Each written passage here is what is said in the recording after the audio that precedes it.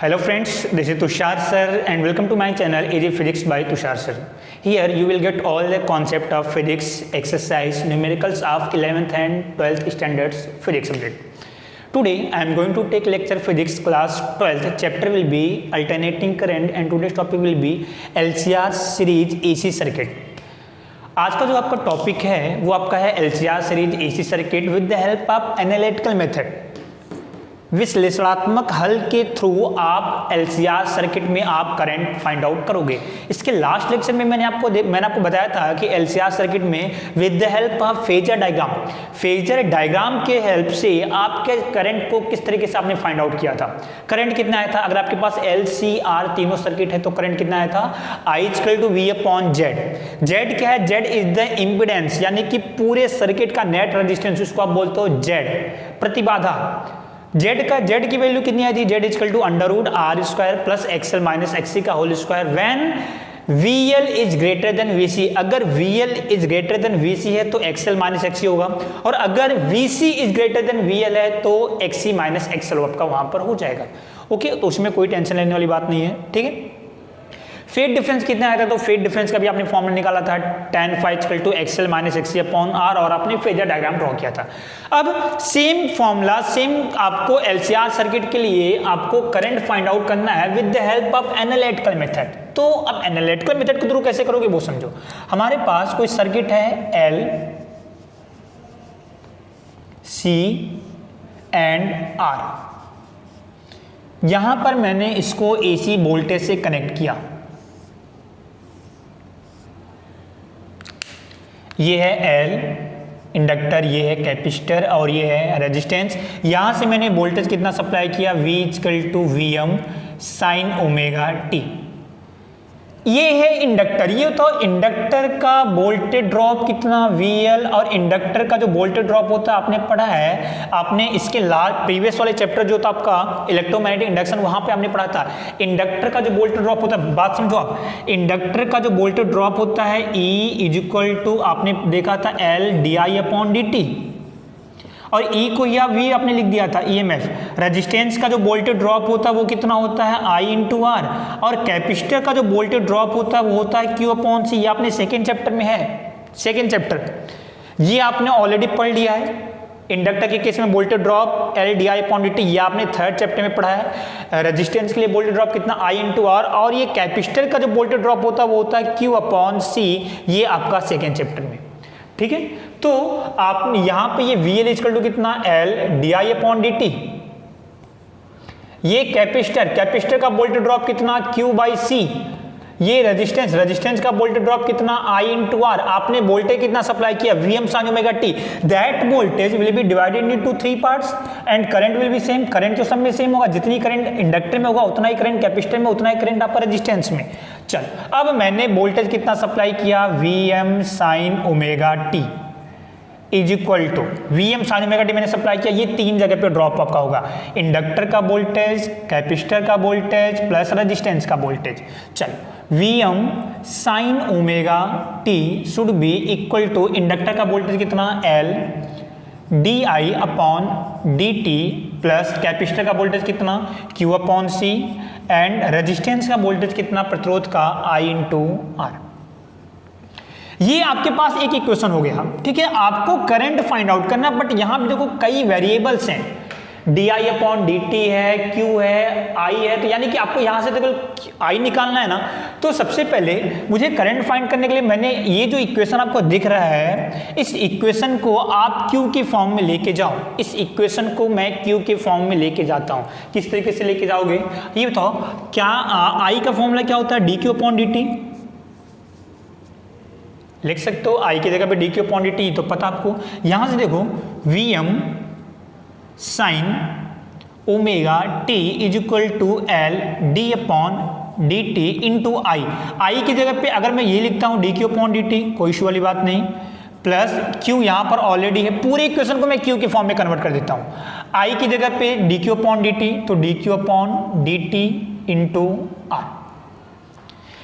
d/dt dQ/dt ये क्या है, ये सेकेंड ऑर्डर का डिफरेंशिएट है, तो इसको आप लिखोगे कितना Vm sine omega T is equal to L, ये सेकेंड ऑर्डर यानी कितना, D two Q upon D T square plus Q upon C plus D Q upon D T into R. ये जो इक्वेशन आपको दिख रहा है ना, ये सेकेंड ऑर्डर का डिफरेंशिएट इक्वेशन है, किसके लिए, चार्ज के लिए। द्वितीय क्रम का अवकल समीकरण आवेश के लिए कभी कभी 2 नंबर का आपका आता है कि find the second order differential equation for the LCR circuit for the charge. आवेश के लिए second order differentiate equation find करो आप, ठीक है। तो आप क्या निकालोगे, ये आपका हो जाएगा, इसको आप लिखोगे, ये है क्या, second order differential equation for charge. यहां पे चार्ज है, आवेश के लिए द्वितीय क्रम का अवकल समीकरण, आवेश के लिए द्वितीय क्रम का अवकल समीकरण। अगर एग्जाम में अगर आपका ये आता है तो 2 मार्क्स का, तो आपको यहीं तक आपको लिख के आना है, दैट इज सफिशिएंट, क्लियर इतना। अब हमें करंट फाइंड करना है, तो ये जो इक्वेशन है आपको, ये जो इक्वेशन आपको दिख रहा है, इस इक्वेशन का जो आपको हल है वो आपको डायरेक्ट याद रखना है, Q equal to Q M sine omega T plus five. ये आपको बिल्कुल नहीं सोचना है कि ये इक्वेशन कहाँ से आई, ये आपका बीएससी एमएससी बीटेक में आपको आगे दिया हुआ है। काफ़ी इसका इस यहाँ से यहाँ तक पहुँचने में काफ़ी कॉम्प्लिकेटेड है, और ये आपके कोर्स में है भी नहीं, तो उसको आपका टेंशन नहीं लेना है। आप डायरेक्ट याद रखो कि इस इक्वेशन का जो सोल्यूशन होगा वो ये है, इस समीकरण का हल आपका ये। अब मुझे इन तीनों की वैल्यू निकाल के यहाँ पर पुटअप करनी है। तो सबसे पहले देखो क्यू दिया है, तो क्यू की जगह पे मैं इस वाले क्यू की जगह पे तो मैं इसको रख सकता हूँ डायरेक्ट, ये क्लियर हो चुका हो, ये इक्वेशन फर्स्ट। यहाँ पे क्या दिया है, D Q upon D T, D Q upon D T का मतलब क्या हुआ, मुझे इसको डिफरेंशिएट करना पड़ेगा, तो डिफरेंशिएट कर देते हैं। तो D Q upon D T, ये बताओ D Q upon D T होता है क्या, दैट इज द करंट। अगर आपको याद हो तो कितना आएगा, ये डिफरेंशिएट करो, तो मैंने यहाँ पे डिफरेंशिएट किया, तो मैंने यहाँ पे लिखा डी अपॉन डी टी। पहले ये बताओ, ये क्यू एम कॉन्स्टेंट है, मैक्सिमम चार्ज, ये बाहर आ जाएगा। डिफरेंशिएट किसका करना है, D upon D T sine omega T plus five. Differentiate करते हैं, तो D Q upon D T, ये यही आपका होता है I is equal to Q M sine T का डिफरेंशिएट आपको टी के रिस्पेक्ट में करना है, तो साइन का डिफरेंशिएट कॉस इनटू जिसको आपने टी सपोज किया है उसको डिफरेंशिएट करोगे, तो इसका डिफरेंशिएट जब आप करोगे तो ओमेगा कांस्टेंट है, ओमेगा बाहर आ जाएगा, टी का डिफरेंशिएट टी के रिस्पेक्ट में 1 हो जाएगा, तो कोई दिक्कत नहीं 1, और फाई कांस्टेंट है तो फाई का डिफरेंशिएट टी के रिस्पेक्ट में 0, ये आपका हो जाएगा। तो आपका बचा कितना, I D Q upon D T कितना बचा आपका, D Q upon D T I is equal to Q M omega cos omega T plus five. ये आपका D Q upon D T आ गया। देखो सेकेंड इक्वेशन, इसकी वैल्यू आ गई। थर्ड इक्वेशन क्या है, D two Q upon D T square, D two Q upon D T square का मतलब क्या हुआ, इसको एक बार आप और डिफरेंशिएट करो, तो मैं इसको एक बार और डिफरेंशिएट करता हूं, एक बार आप और करोगे तो ये आपका हो जाएगा D two Q upon D T square is equal to I तो अभी नहीं रहेगा, इसको डिफरेंशिएट करो, ये बताओ तो Q M constant omega constant, तो क्यू एम ओमेगा बाहर, डिफरेंशिएट किसका करना आपको, D upon D T cos omega T plus five. तो कॉस का डिफरेंशिएट माइनस साइन, तो D two Q upon D T square should be equal to Q M omega, cos का differentiate minus बाहर आ जाएगा sine omega T plus five. फिर से हम इसको करेंगे तो ओमेगा कॉन्स्टेंट, फिर से ओमेगा आपका यहाँ पे आ जाएगा, तो omega into omega, omega square, T का डिफरेंशिएट टी के रिस्पेक्ट में 1 और फाइव का कितना 0, ये आपका आ गया D two Q upon D T square. Third equation, Q की value, D Q upon D T की value and D two Q upon D T square की वैल्यू, तीनों की वैल्यू मैं यहाँ पर पुटअप करता हूँ। अब इसका स्क्रीनशॉट लो, फिर मैं रफ करता हूँ, फिर मैं आपको आगे बताता हूँ। चलो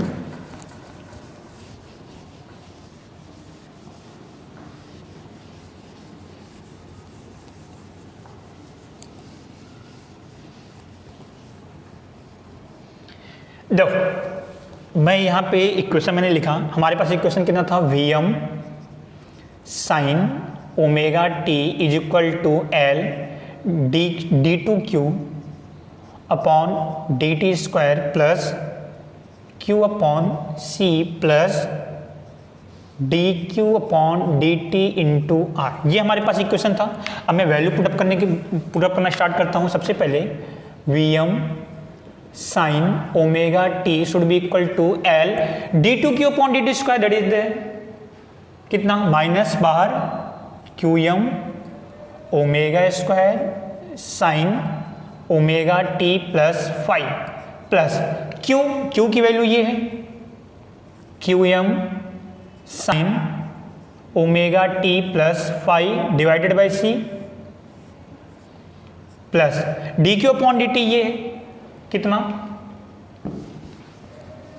D Q upon D T कितना है Q M omega cos omega T plus five, ये D Q upon D T हो गया इंटू आर। क्लियर है। इस वाले इक्वेशन को मैं यहां पे लिख के रखता हूं क्योंकि अभी आपका आगे काम आएगा। D Q upon D T should be equal to I is equal to Q M omega cos omega T plus five. इस वाले इक्वेशन को मैं यहां पर लिख के रखता हूं, ये अभी आपका आगे काम आएगा। ठीक है। अब यहां से आप सॉल्व करना स्टार्ट करो। तो इसको मैंने लिखा V M sine omega T should be equal to, ये तो एक ओमेगा को मैंने इसके साथ लिखा, तो ओमेगा को अगर मैं इसके साथ लिखता हूं तो ओमेगा इंटू एल, और ओमेगा इंटू एल क्या होता है एक्सएल। एक्सएल यानी कि इसको इसकी जगह पे लिख सकते हो minus X L into Q M, और एक ओमेगा तो आपका बचेगा ही। एक ओमेगा को आप इसके साथ लिख दो, omega into L means X L, Q M into omega sine omega T plus five plus यहां पर मैंने क्या किया ओमेगा से मल्टीप्लाई ओमेगा से डिवाइड, ओमेगा से मल्टीप्लाई ओमेगा से डिवाइड। ये बताइए कितना हो जाएगा Q M omega sine omega T plus five divided by omega C plus यहां पे आप चाहो तो लिख सकते हो Q M omega R cos omega T plus five. कोई दिक्कत? यहां तक आगे V M sine omega T is equal to minus X L Q M omega sine omega T plus five plus ये बताओ ये वन अपॉन ओमेगा सी है, तो ये वन अपॉन ओमेगा सी की जगह पे एक्स सी, इसको आप लिख सकते हो, यानी इसको लिख सकते हो आप Q M omega into X C, ये वन अपॉन ओमेगा सी यानी X C sine omega T plus five plus Q M omega R cos omega T plus five. ठीक है। अब मैं यहां से क्या करता हूं, सबसे पहले मैं इन दोनों की बात करता हूं, इन दोनों की। यहां से मैंने क्या किया V M sine omega T should be equal to Q M omega sine omega T plus five, यहां भी है Q M omega sine omega T plus five, यहां भी है, तो दोनों को मैंने कॉमन किया, तो मैंने यहां पे कॉमन किया Q M omega sine omega T plus five. बचा यहाँ पे कितना माइनस एक्सएल, और यहाँ पे कितना बचा है एक्स सी, तो पहले मैंने इसको लिखा एक्स सी माइनस एक्सएल। फिर आगे कितना बचा आपका देखो Q M omega R cos omega T plus five.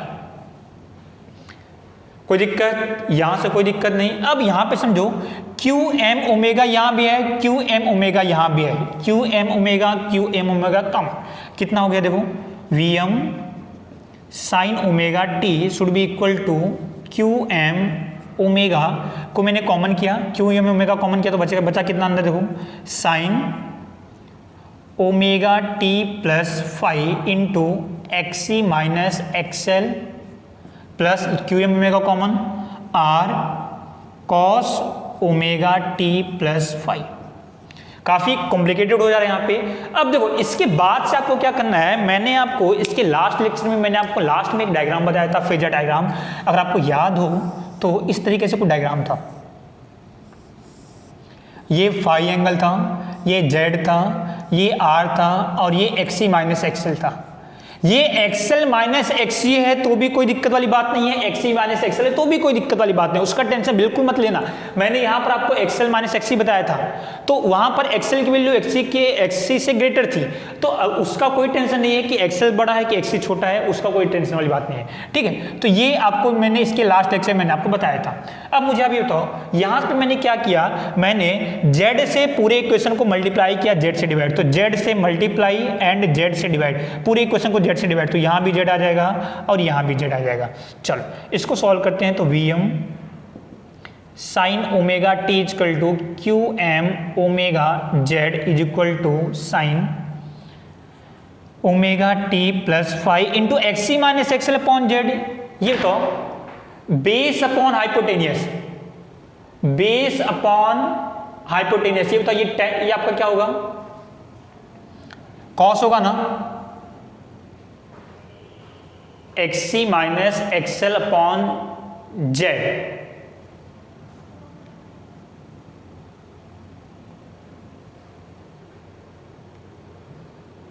Sorry ये X C minus X L upon Z है, सॉरी ये परपेंडिकुलर अपॉन हाइपोटेनस, तो परपेंडिकुलर अपॉन हाइपोटेनस क्या होता है, साइन होता है, तो ये हो जाएगा साइन फाइव, एंगल कितना ये five plus R by Z, R by Z का मतलब क्या हुआ, बेस अपॉन हाइपोटेनस मतलब कॉस, तो ये हो जाएगा cos five, R by Z की जगह भी क्या लिखोगे कॉस फाइव, और इसकी जगह मैंने क्या लिखा है साइन फाइव, ये हो जाएगा cos five cos omega T plus five. यहां पे देखो ये साइन, अगर मैं इसको ए लेता हूं तो sign A sine B plus cos A cos B, sign ए अगर मैंने इसको ए सपोज किया तो sign A sine B plus cos A cos B, तो sign A sine B plus cos A cos B का फॉर्मूला होता है cos A minus B, sign A sine B plus cos A cos B का formula होता है cos A minus B, तो ये है ए ये है बी, तो इसको आप लिख सकते हो Vm sine omega T should be equal to Q M omega Z. ये कॉस ए माइनस बी को मैंने ब्रेक किया तो कॉस ए की जगह पे कितना है ओमेगा टी प्लस फाइव और बी की जगह पे कितना है फाइव, तो cos A minus B, cos A minus B का फॉर्मूला होता है cos A cos B plus sine A sine B, ठीक है। आगे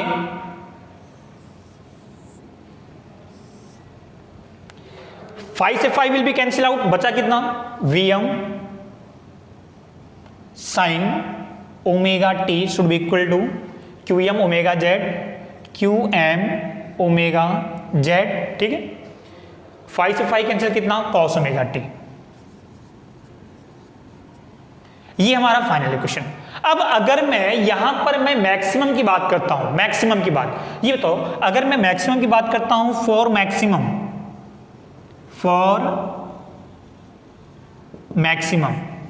मैक्सिमम के लिए ये तो मैक्सिमम वैल्यू साइन की मैक्सिमम वैल्यू कितनी 1, ये इसकी मैक्सिमम वैल्यू कितनी 1 हो जाएगी is equal to Q M omega. ये बताओ ये आई का इक्वेशन है, I equal to Q M omega cos omega T plus five. मैं आपसे बोलता हूं कि आप मैक्सिमम करंट निकालो, ये तो मैक्सिमम करंट कितना, तो I max is equal to, अगर मैं इसकी मैक्सिमम वैल्यू बोलूंगा तो आप कॉस की मैक्सिमम वैल्यू लिखोगे, और कॉस की मैक्सिमम वैल्यू कितनी होती है 1, यानी कि ये मैक्सिमम होने के लिए ये मैक्सिमम होना चाहिए और ये मैक्सिमम कितना 1, इसकी जगह पे 1 कर दो तो बचा कितना क्यू एम ओमेगा, यानी कि मैक्सिमम करंट कितनी क्यू एम ओमेगा, तो क्यू एम ओमेगा की जगह पे आप क्या लिखोगे आई एम इंटू जेड, और इसकी मैक्सिमम वैल्यू कितनी 1, तो v equal to I M into Z, that is the I M is equal to V M upon Z, ये आपका फॉर्मूला। और z की वैल्यू कितनी होती है ये आपको ऑलरेडी पता है, what is the z, z equal to under root R square plus X L minus X C का होल स्क्वायर।